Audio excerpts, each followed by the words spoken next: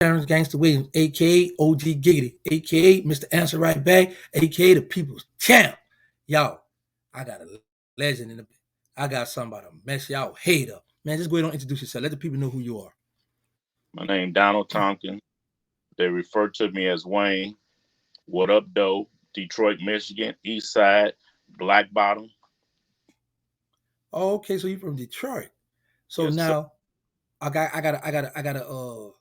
got a hood fun fact you. So are you familiar with best friend? Best friends. Yeah. Di- di- okay, you talking 80s now. You talking mid 80s, somewhere up in there. At the time, I'm just jumping off the porch, right? I don't know if your audience familiar with notorious group out of Detroit, but from through Arkansas. Bill Clinton even mentioned these boys' name before. They called the Chambers Brothers. I was working at the time for Larry Chambers, just jumping off the porch. And at that time, back in the 80s, I don't know if I can be cussing like this on your channel, No, but no. I'm serious, bro. People got on. Best friends was so terrifying. Back around that time, they had Vovos with the little chrome at the bottom of the door that said Volvo on it. Uh-huh. Other guys and other crews would be driving. They pull up on them and tell them you can't drive no Volvo. Only best friend drive Volvo. Dudes was parking them cars in the back. They What? wouldn't drive them no more. So you telling me Rocket Reggie, the one who I interviewed, the legend, they was put up on. They ain't just coming to get you, they hunt. Okay, okay. So I also received some paperwork that I looked at, and this is what made me reach out to you because it was very interesting. Um, I see that you did federal time, correct? Yes, sir. Okay. Do you mind telling us where you did federal time? Yeah, I was locked up in Loretto, Pennsylvania. Okay. How much time you did? I did a little under 10. I was sentenced to, I forgot exactly how many months, but it was 12 years, 7 months. Okay. But what's very interesting is I see El Chapo name in your paperwork. Yeah. Hmm.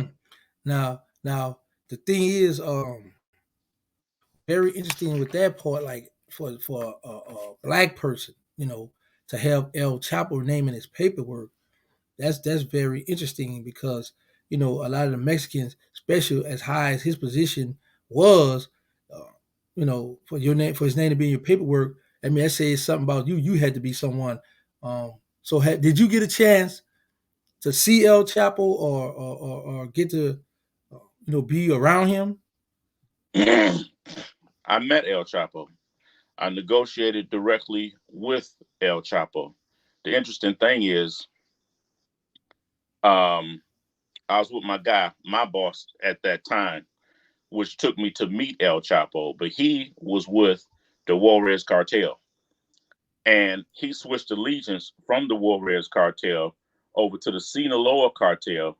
And this is what really began to kick the war off.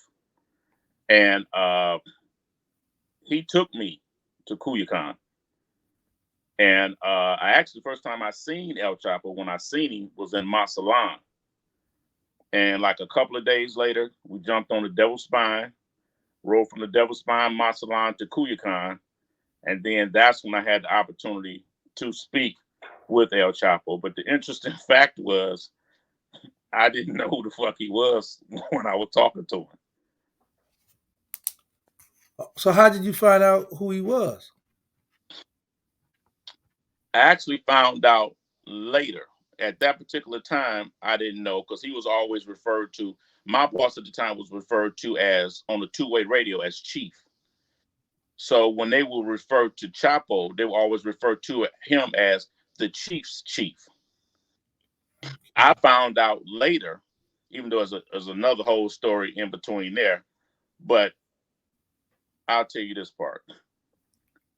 After I initially met him, negotiated with him, we had a party. And at this particular party, there's a bunch of different people there. A number of high profile cartel leaders was also there because Sinaloa is a federation. And he eventually ended up coming to talk to me at this party. And you want me? Well, he But no, no. Listen, listen. Calm down. I don't want to give up too much right now because this is a big story. I understand you have books coming out. You have your own channel, and we're gonna try to get you over on some bigger platforms because this story here needs to be sent out to the world, man. You the first black man to be in the presence of El Chapo and to do bidding with El Chapo, man. That's gangster, man. A lot of people want to know about that, you know. But most importantly, what are you doing these days? Like, what are you doing now? You know. So go ahead and give us a little piece of at the party, and then we're gonna stop it right there. at the party, there was conversations going on about shipments and so on and so forth. I was aware of what I was going to start receiving weekly from the Sinaloa cartel. I was instructed that as soon as I got back to Detroit the following day, a guy would be flying in, and we had to pick him up at the McNamara Airport and show him the exits and exactly where he would be coming in at to drop the loads, and took him and dropped him right back off at the airport. But the interesting thing was, Chapo asked me to purchase 3 Rolexes, a Cartier watch, and a platinum bracelet. Um, After he asked me through translator to purchase these things for him, he also made me aware that I was the first black guy that he ever did business directly with. He said he did business before in the maybe 80s or 90s with a black guy, but he never met and dealt directly with one, and that would be the first. And he dropped something on me that really blew my wig back, so to speak. When he said to me, he said, "My friend, at the end, this right here, my friend, must always, always end up in the hand of a black man." Wow. Y'all heard it. Y'all heard it first. Now check this out. Y'all know my motto: say no to drug, let's stop the violence, put the guns down. Beware HIV and AIDS. We got the nonprofit, they need us. Got the Instagram, they need us. Third Ward. Um, Make sure y'all download the Roku channel, Terrance Gangsta Williams Network. Do you got any kind of social media or something that the people need to check out because they're gonna want to hear some more of this story? I want to hear more, but I don't want to put it all right here. Well, I got my YouTube page being put together right now, so I can start Okay. dropping more information. I got a book that it should be coming out in the next maybe 2 3 weeks, and the name of the book is going to be El Primo, the Black Hand of the Sinaloa Cartel. Wow. So, do you think you need to try to order a bulletproof kufi? I see you got on one now, but you don't think you need to bulletproof that thing? Because, bro, you talking about the cartel, but that's a lot of information, a lot of stuff that people gonna want to wonder what he gonna expose, what he gonna put out, what's going. Man, this stuff about to get real big, bro. So, Listen, um, when I'm done fully telling the story, people are going to really know the truth, and I'm not ducking no wreck. I'm coming. ooh, I'm riding hot. I'm not ducking no questions, because I want these kids to know what's really going on and exactly how this shit go. And it's very deep. It's deeper than anything anybody could have imagined. yeah, that's what they need to know. That's what I'm on, the at-risk youth. So, bro, I appreciate you coming on.